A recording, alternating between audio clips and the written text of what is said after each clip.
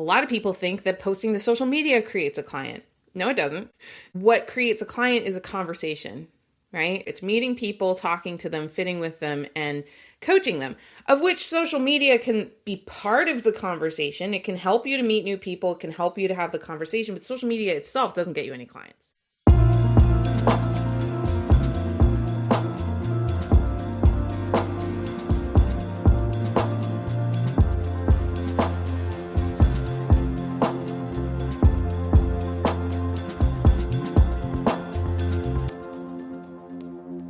Hey, good morning. I'm glad that you're here. Welcome to the live stream. Good morning, Kathy. Good morning, Debbie. Good morning, Annie. Good morning, Instagram. Good morning, Clients Over Chaos community.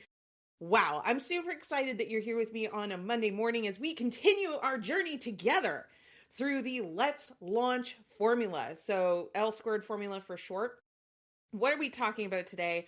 Very good question. Left my notes over on the printer, but that's okay. We have technology. We're going to talk about unlearning the top 5 lies that keep coaching businesses strong. Oh my gosh. You know, you've been sold this idea that you are one funnel away, right? It's just a matter of posting some more. It's just a matter of doing more follow-up.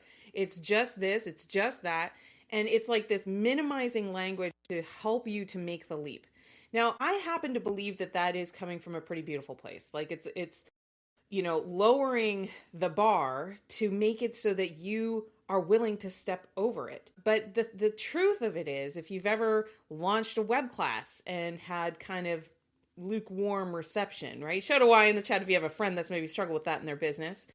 If you've ever not known what to even post on social media because it just feels like drudgery. You know that like one post isn't probably going to do it. Even posting for a week probably isn't going to do it. And, it can feel a little like the content black hole, right? So shout out Y in the chat if you have a friend who's struggling with a black hole of content. In this live stream, I'm going to actually walk through the 5 biggest constraints to your growth. And I'm going to contextualize this to our Let's Launch formula that we've been working through. And by the way, if you're like, what the hell is she talking about? This Let's Launch formula. It is something I've been talking about for a couple of weeks, and you can watch all of the replays. Like, don't do it right now. Stay here. You're here.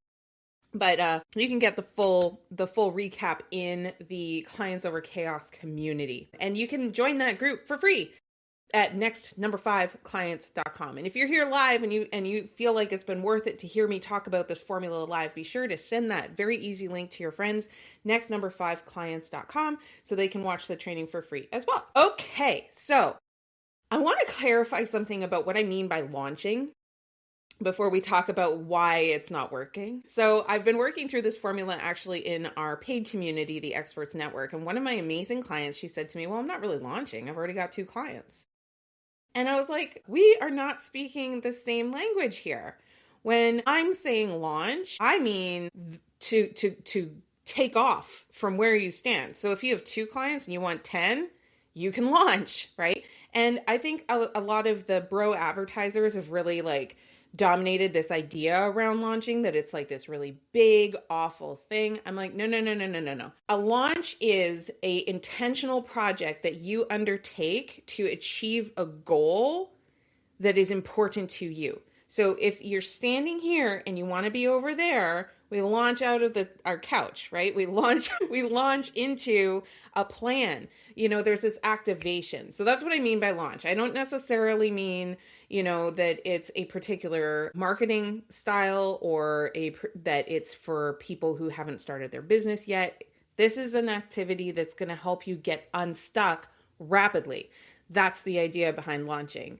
Are we clear on launch? Shout launch in the chat if you're like, got it. If I've got 8 clients and I want to get 2 more, I could be launching. If I've got, as many private clients as I want and I'm going to put a new program out there, that's a launch, right? If I'm going to rebrand, that's a launch, right? Like all of these things are launching. And so when I'm working with entrepreneurs, they're constantly wanting to activate and make a change. And this formula, this Let's Launch formula, is really about activating the change in a way that's actually going to create the results that you're actually looking for. Right? As opposed to sorta, no more sorta, no more halvesies, no more halfway. You know what I mean? Cool. Got it. Unstuck. Love it. Okay. So I want you to just think about what's a goal that you've had in your business for a minute. And like, I want you to specifically focus on the goal that's maybe not getting the speed to result that you're looking for. We're looking for speed to result, right?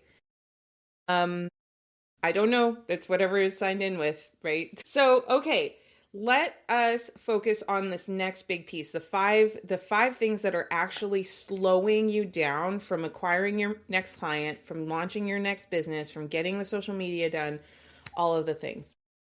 So, how many of you feel like your to-do list is just impossible before you even start the week? I know that that's how I used to feel when I would go to seminars and events and I would get all these really good ideas. The idea became a to-do item, and then the to-do item got on the list. And every time I went to a live stream or a webinar or something like that, I would write down another new idea that was going to get me unstuck, right? She's in the chat if that's ever been your pattern too, right? So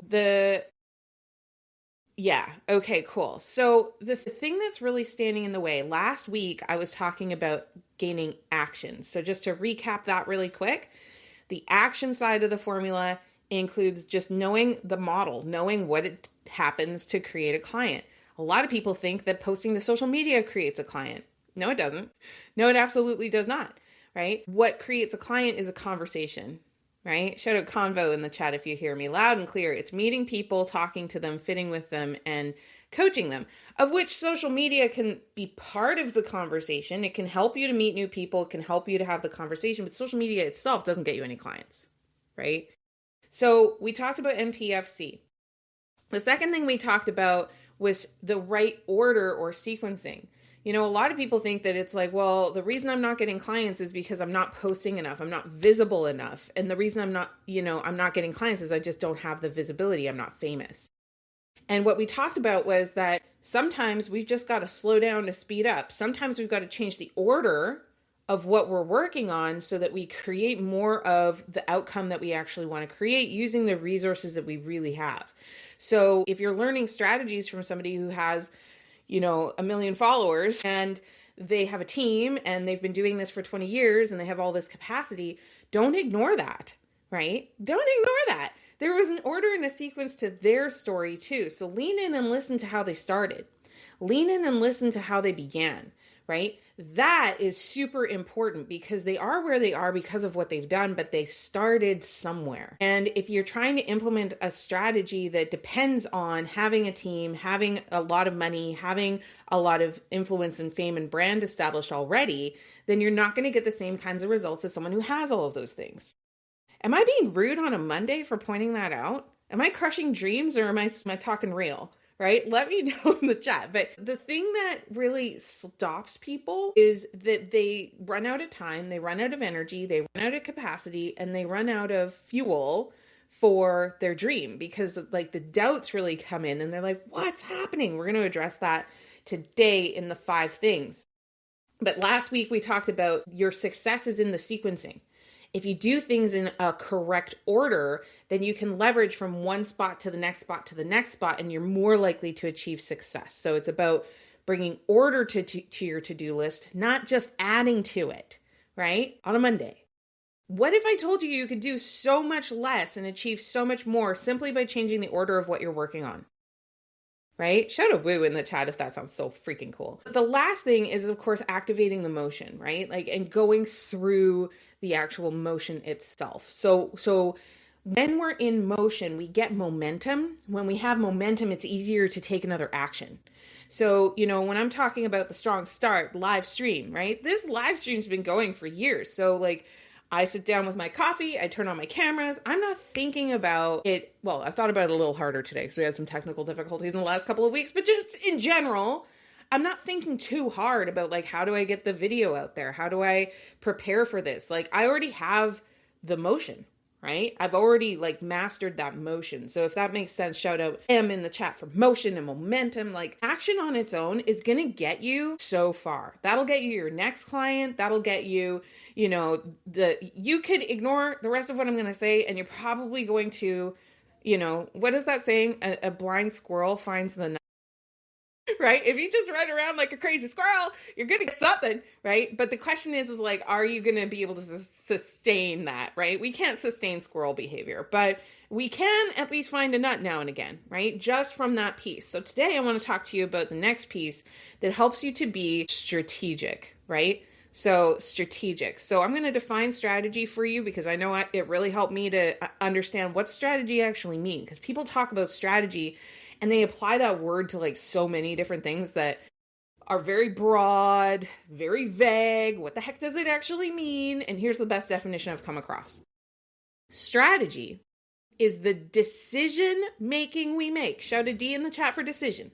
The decision making that we make about the resources that we have. Shout an R for resources. Can I get an R? R for resources, right? It's the decision making we make about the resources we have to get the best possible outcome. That, my friends, is strategy. It's not somebody in a suit. It's not just speaking to like one particular decision. It's not talking about like a way of being where you just like strut and walk around and like, I'm thinking about strategy. It's not an accent, right? There's no accent. There's no briefcase. It's just, what's the decision I'm making about the resources that I have to get an outcome? And what a lot of people think is like, I can't, like, let's unpack this just a tiny little bit more. Okay. You guys ready for a tiny bit more? So when you get an idea, whether it's from me, whether it's from like an event that you go to, a webinar you attend, an email you read, wherever you're sourcing, a book you read. How many of you read books, right? I love books. Books are great. So if you get like an idea from a source, we'll call it, right? And then it goes straight onto your to-do list. Do not pass go. Do not collect $200. Have you really made a decision? So the word decide means to cut away. So you've captured the idea, okay? You've captured the idea, but I submit to you today on a Monday that you have not yet elevated to the level of decision-making about your resources to maximize outcome. You just have an idea. So something that I really had to learn as somebody who grew up around like ideators, people who always have these great ideas, smart people, good idea, very little action, is because ideas are not that expensive. It doesn't cost you much to read something or hear something in content and write it down on a list. That's capturing the idea. You know what you probably need to do, and this is the thing that I had to learn to do, is you've got to consider that idea in your ecosystem of business. You got to consider the idea in your ecosystem of business, which requires you to have goals on what it is that you're creating. Is this too nerdy on a Monday, or are you guys like tracking with me and it's all good? Shout a Y if you're tracking. Just like tell me to slow down if I'm like, what, right? Okay, we're tracking. So I had to learn that it's just simply not enough to have an idea, right? I get ideas all the time. I'm an entrepreneur. Obviously, I get ideas. But I don't act on every idea that I have. And it's because of these 5 things that we're going to learn today. So the second part of this Let's Launch formula that we're walking through, I call track it. Track it. So idea comes in, goes on to the idea capture list, but we need another step before we put it into our plan. And that is consideration, right? So what's the consideration of the idea? Well, considering what resources does it actually take to implement this idea? And probably even more importantly before that is what outcome is this idea going to support? What outcome is this idea going to support? And by the way, you already do this. So if anybody here has ever worked on their nutrition habits, right? You hear a keto diet, or you hear kale is good for you, or you hear, oh, you need to up your protein intake. You hear those things and then you go, I eat food. I could swap one of the things I eat for something else. And now you're achieving an outcome. So you're listening for an idea, like maybe try that new protein shake, or that idea, like try this new recipe. and you're integrating it to an objective, lose weight or gain muscle or whatever your goal happens to be. So you do this all the time where you get ideas that are like sent to you. And how many of you have ever had an idea regarding your health where you're like, nah, I'm not going to do that. That one's not aligned to my goals, right? Shout out why in the chat if you've ever done that. And I know I have. There's so many decisions that we get the information, we're like, that's not congruent to my goal. Or I've got another goal I need to take care of first. I might do that, but maybe later. You do this all the time. So why is it in our business that we capture these ideas in our notes and we treat that like it's the project plan, like it's the thing that is going to save our business? You know, because it sounds good and it's a really good idea. I'm not saying they're not good ideas. I'm saying that just like when you consider what you put into your body and how you move your body, you need to do the same thing for your business, because your business is an ecosystem. And every time you expend resources, and let me define resources just really quick, that's the time you invest in it. It's the energy that you put into it. It's the capability that you actually have to do the thing, right? Because I'll throw out there, let's just say you and me go to a seminar sitting side by each, and someone from the stage says, it'd be a really good idea for you to speak at local organizations to get speaking experience. And let's just say that you have had zero speaking experience. And let's just say that the person sitting next to you has quite a bit of speaking experience, but they haven't taken it on the road yet. Who's in a better position to action that advice, right? And it actually has to do with their capability. It's not their worthiness to pursue it, because maybe the person sitting next that you are is, you're like, okay, I'm brand new, but I want this really badly. So I'm willing to put the time, the money, the reps, the focus into becoming someone that organizations are going to want to invite to stages. And you pour that energy in, but how much energy will you have to put in with no experience versus the person who already has quite a bit of experience? Shout out more in the chat if you totally understand that. Capability is part of your resources. Skill set is part of your resources, right? So time, energy, capacity, capability make up your true capacity, your resource.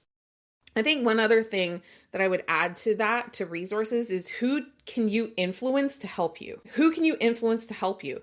So do you have an assistant on your team? Have an assistant on your team, that means it falls to you.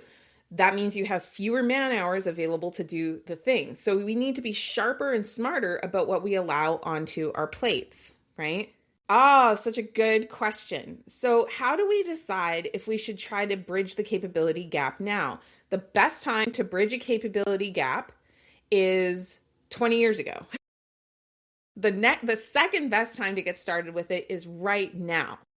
Okay. So I think the thing to just understand is that if you defer on learning the capability, that's a decision you get to make, but that also has a repercussion on your goals and your outcomes, right? The other thing is you can't learn everything. Like, so many times I wish that I could be like Neo in the Matrix and just like plug something into my brain and just download all of it, right? Like, I love learning. I love exploration. What I'm asking for is discernment, consideration of like, do I need to master how to be great at Canva as a coach? Or can I hire somebody who's good at that? And do I have the money to do that?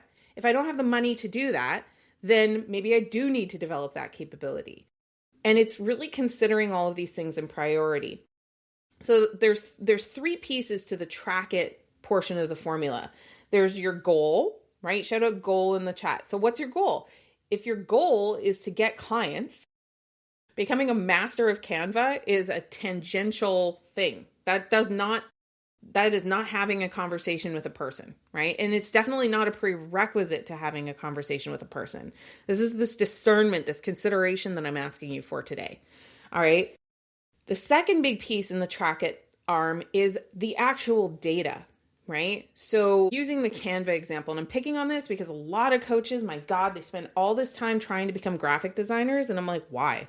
It is so inexpensive. And now you can go into Gemini, Google's AI, nano banana, tell it what you want, be specific. You'll get a pretty good start, right? Like it may not be the thing that you're going to do forever. It may not be the final, high quality piece, But then when you've got, say, $5,000 together, hire somebody who's great at this, right? Let it be one of your goals. Again, having goals. So data is the information you have to be able to make decisions.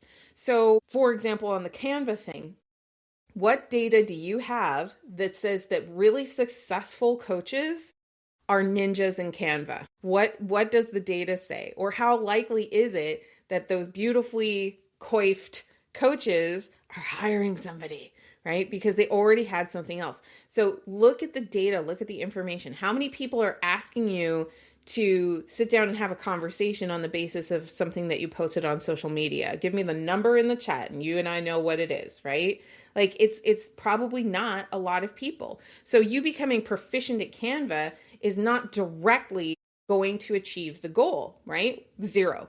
You've got data, my friend. So I'm not saying you shouldn't do social media. I'm saying that social media is something that takes years to master and that you need to start now so that later you get to leverage on it, right? Not for a funnel. So again, what's your data? What's the data show? What's your data? And like, is there an example that you can find of one post that just made somebody's career? Or do you have lots of data that says somebody that's made a career on social media posts a lot on social media and they post in a particular certain way, right? Data, data, data, data, data. Now, their data does not matter nearly as much as your data. So how many times have you posted to social media in the last 24 hours, right? Shout the number in the chat. Now, if you've got that data, right? I posted once. Good for you. I love it. Okay. Now look at people who are successful at using social media to attract their clients. How many times a day are they posting? And where are they posting? Right? So many more times, right? So if you look at your data and you're going like, okay, I posted once a day, I got 0 result. Maybe I should try posting lots a day and see if I get a different result. That's like the big aha that I had a couple of years ago when I decided to get good at organic social media. I was like, maybe I'm just not posting enough. Maybe, right? And so I just looked at the data and I made an adjustment. So you have a goal, you track the data to the goal, and you make adjustments. So the 5 biggest myths are that the thing that's going to make you money is doing the thing once really well, or doing something super perfectly. When you're learning from webinars and you're learning from me and you're learning from everywhere, it is a theory. It is a theory that's being communicated to you. And I would never tell you something that I didn't believe to be true, but I just have to ask, like, am I omniscient? Can I see everything? Right? Absolutely not. I'm growing and I'm learning. And I hope you acknowledge that, right? I do have valuable experience to inform my theories. So that's why I'm sharing it with you, because it will speed you up. But the theories that I have that are backed up by the data of the experience that I have are way more valuable than something that's like a hypothesis that has never been tested. Can y'all see that? So like, I don't teach you to do things that I have not done myself that have resulted in a result, right? That is positive and in alignment with what you want to create. I simply don't teach it. And there's a lot of people who will. Like, they don't have a problem with teaching you theories and just like regurgitating what they read in a book or regurgitating what they saw in a seminar or regurgitating what sounds good, right? Data helps you to discern what is actually working, right? And that's why when you're working with me in the Experts Network, one of the things I preach and teach is you need to track your activities every day.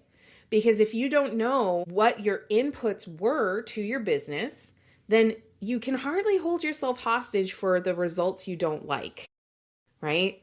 And that's what everybody does. Everybody's walking around going like, why am I just not special enough? Why am I not popular enough, famous enough? If I was just popular and famous, then people would throw credit cards at my face and then I would have a whole awesome career if people would just like me more. And the thing is that whole theory is based in a delusion you've been sold that the people who are successful are just more well-liked.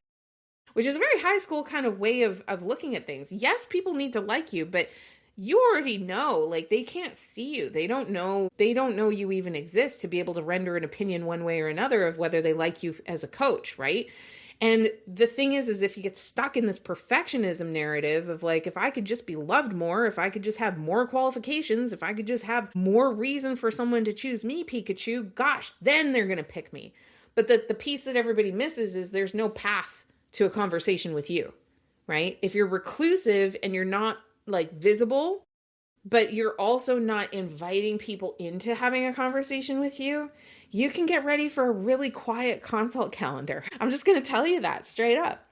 It's in terms of the ratios in the beginning, it's actually more about doing the damn thing, right? Doing the damn thing, picking a thing to do. So I always recommend, like, set a cadence and a rhythm for inviting people to your calendar. Use advertising, use organic social media to get people to see what you do, and then have like these moments of connection that are invited and available to people. Like I've got several people watching me live right now completely for free on their terms. And I'm having a conversation with everybody, the same conversation at the same time, on their terms. So when I make an invitation to a next step, they're far more likely to go with it and decide they want to do it because they're spending the time.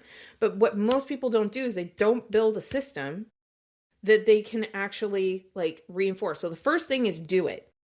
Then compare doing it better to how you did it before, right? So do it, compare doing better than before.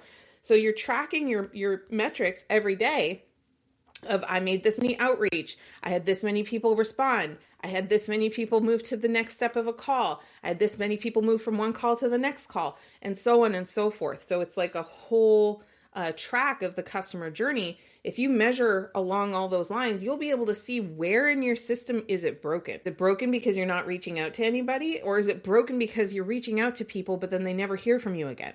Or is it broken because you're talking to people who can't buy from you, right? There's lots of reasons that a business is broken, and the only way that you're going to know is if you track for yourself, right? So own thy data. That's the first thing. It's not about other people's ratios and targets. It's about you setting a baseline by committing to doing the things. Baseline means like, based on my current time, energy, and capability, this is the result I'm getting from the actions and behaviors I am doing. Right? Own thy data. So then that's your base. So now that you've got the base, you can start to introduce, to do your best to do one variable at a time. If I turn up this activity, does it affect the rest? Right? And for most of you, if you're still looking for your first or next few clients, for most of you, it's like, am I talking to human beings and acting as the coach in that conversation? Or am I hiding the fact that I'm a coach and also trying not to talk to people too much? The reality is that average coaches go get the certification, they come home and they tell no one. And it's a total secret. And it's because they're afraid to be seen starting. And they don't have activation or the realization that they're backed by an entire career. They just added a coaching certification, but they're backed by this capability that's been developed for like sometimes decades. That's just the truth. And they shrink because they think that it's about fame. They think it's about being really beautiful. They think it's about, all these things that are way out of their control. So then they deny their own agency. That's what average coaches do. They deny that they have agency in all of this. And then they blame the certification, they blame the market, they blame the society, they blame like everything else. And you know what's wild about all that? They're right. It's true. All the things that they're saying are like not irrefutable or anything. It's just that they're not paying attention to the part where they have agency. Right? And that's what I'm advocating with this launch formula is like, Where's your agency? What part can you affect? What can you do? And you can post more often. You can reach out to people. You can send emails. You can host a webinar. You can set up a community. You can do all of these things. But because you know that the baseline is going to be like not all that exciting, you're like, oh, I don't want to start. But the thing is that if you don't start, you can't continue. Yes? Right? Shout out Y in the chat if you understand that a trip of 1,000 miles starts with a single step, right? Single step. So we track that step, we celebrate that step, and then we optimize from the baseline, right? And we improve from the baseline. And you grow from the baseline, okay? So the second thing is that everybody promises, I'm going to like distill for you all the marketing you've ever gotten for coaching, okay? They're teaching you to work less. They're teaching you to make more money. They're teaching you that you're going to get more freedom. And they're teaching you that you're going to get less frustration.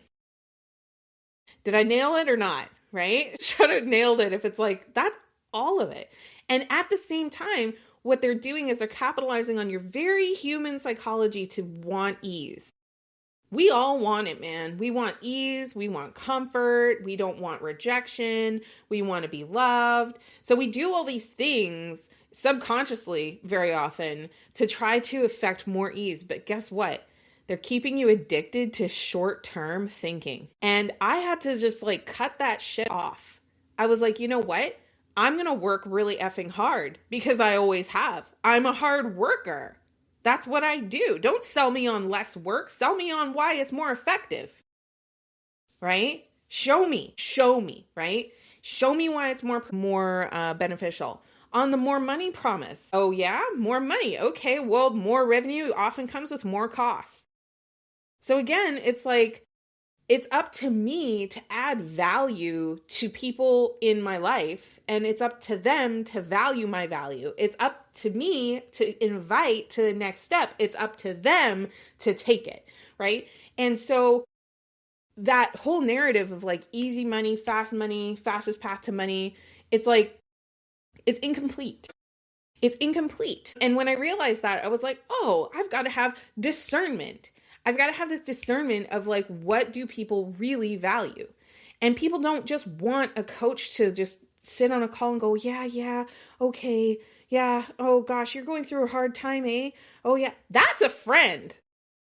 Okay, that's not a coach. A coach is paid to push. A coach is paid to pave the way for solving real problems, not just like, oh, there, poor baby, and being an emotional support animal. You're not an emotional support animal. That's not what coaching is about. And I'm not saying you should never validate. I'm not saying you should never have empathy. Of course, obviously, but I kind of look at it like, obviously, if you want to be effective at this, you will need to have compassion for other people. Otherwise, they're going to think you're a big old jerk and they're not going to want to talk to you. All right? So everybody's promising you more money for less work. Yes, you will have that when you implement a system.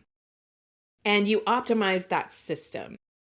And it's not that there will be less work, it's that it will be more beneficial work, right? And eventually, when you get very good at this, you'll be able to influence other people to run your processes for you, and it will be less day-to-day work. But if you think it's less work to manage a team, think again.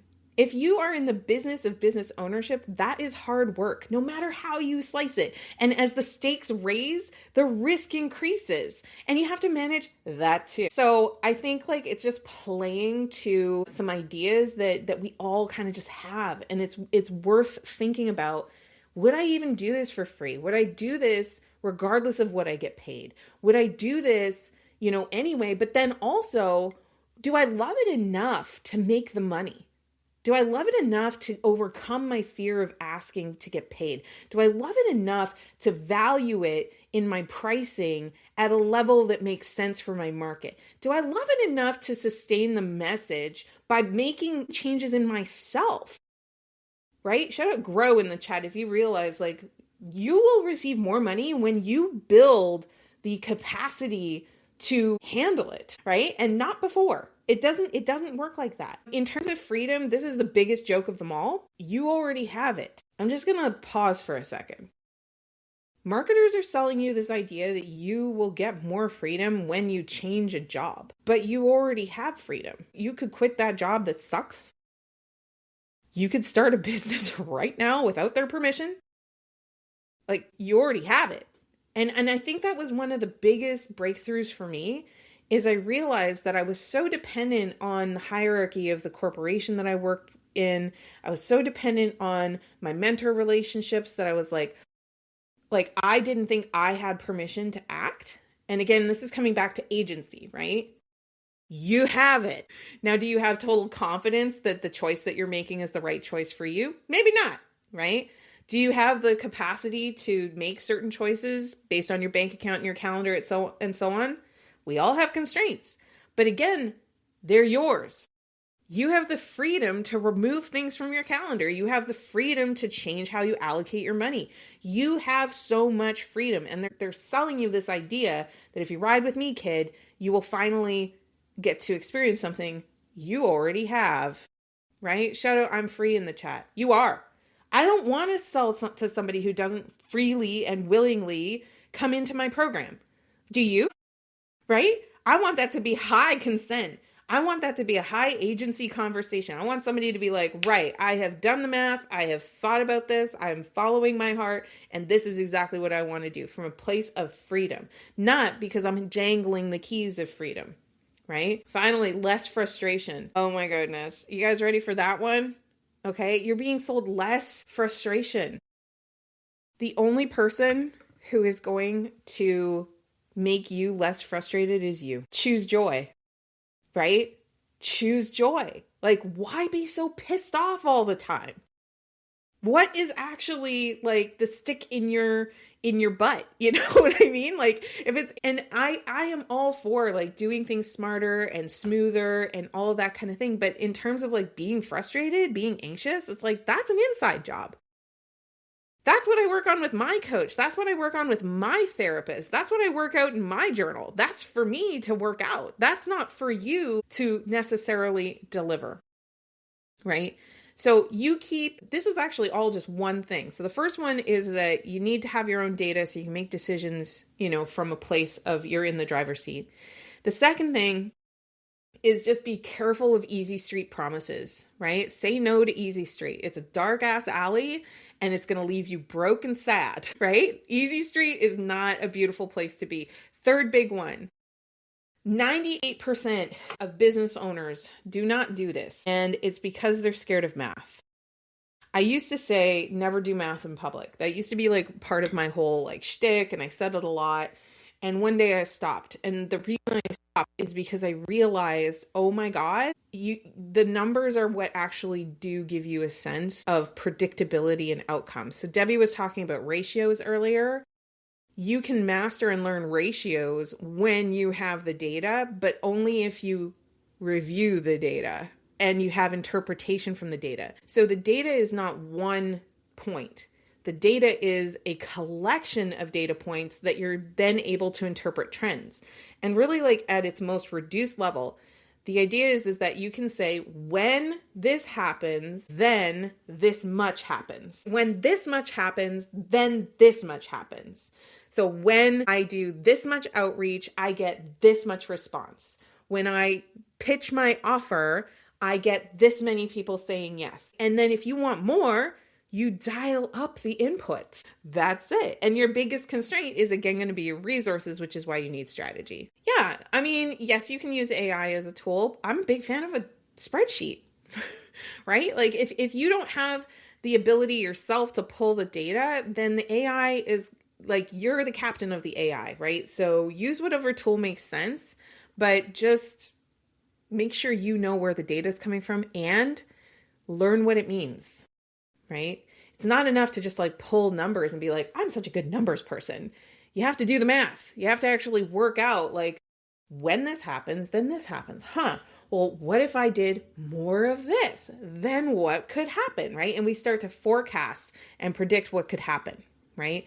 And then when we forecast and predict, then we come back and we say what else? We forecast and predict, and then we do the thing in real life. Has anybody here ever done something in real life and you got a different outcome than you expected? Maybe somebody told you like, oh, you should expect to have 20% opt-in on your landing page, and you should expect to have 50% show up at your webinar, and you should expect to have 10% of people from your webinar buy.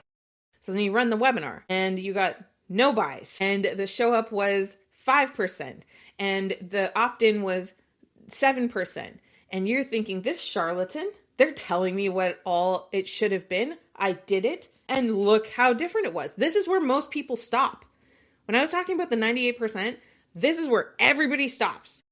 What I'm saying is that we need to interpret. We need to go like, curiosity moment.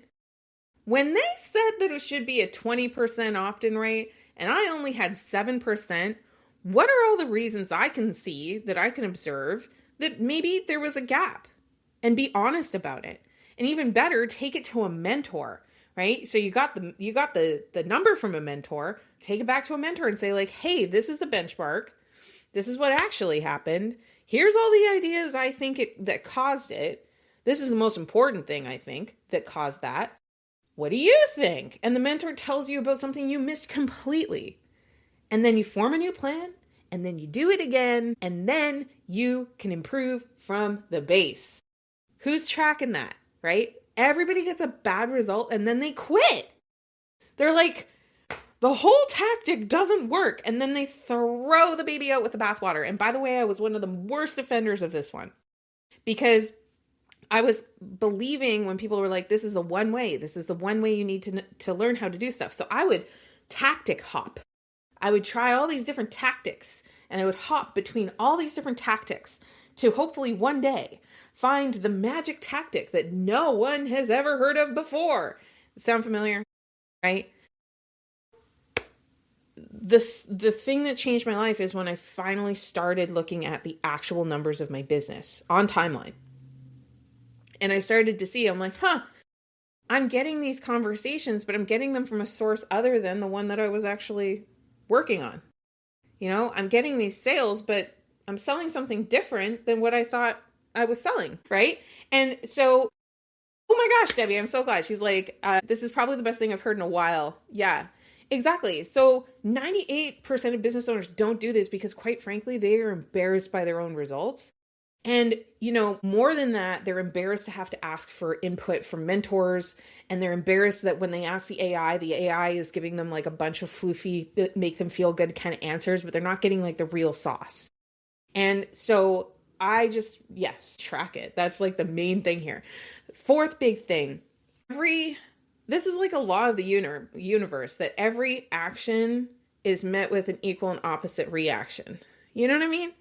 Like, I think one of the things that keeps most, especially in the coaching industry, people really hamstringed is that we keep talking at the level of magic, right? We keep talking at the level of magic. So we keep talking like, based on your personality profile, your disc profile, the time and date that you were born, the age that you are, your preferences, like all of these things about you, that's why you're getting the result that you're getting. So then at the end of the day, the business owner is going like, well, I would be further along, except I suck in some way, and it's an immovable suck. I cannot change anything, and that is why I cannot succeed. And it makes me furious. Not at the person, just like generally, I'm just like, this is ridiculous. Like, I just don't believe, and this is maybe going back to my feminist roots, I don't believe that your gender, your age, your religion, your political affiliation, where you grew up, any of those things are factors in your deservedness for success. I just don't. So I hate personality tests. Because I don't think, well, that's strong. That's a very strong way of putting it. I think they're really good for getting to know thyself. But I hate how they're positioned as this solution. Because they're actually not. Like, the input that creates the output has nothing to do with whether you're an introvert or an extrovert.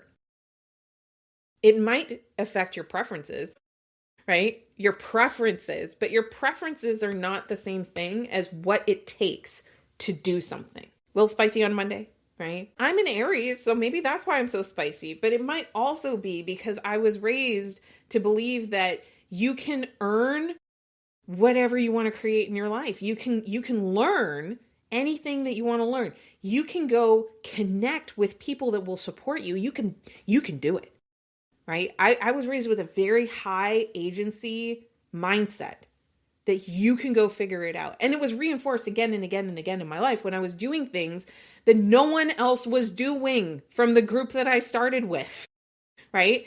It started when I was in high school. It continued when I was in university. It continued again when I became a consultant at a strategy firm. It continued again when I became a coach. I have had again and again this propensity for saying, like, I see what all y'all are doing. I know what I want to do, and it requires different activities. So I will be leaving this pack, not because I think you suck, but because I need to go join another community that is doing more of what I actually want in my life.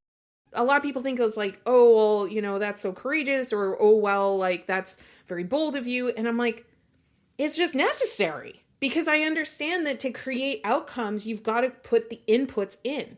I would never have gotten the corporate job if I didn't have a degree.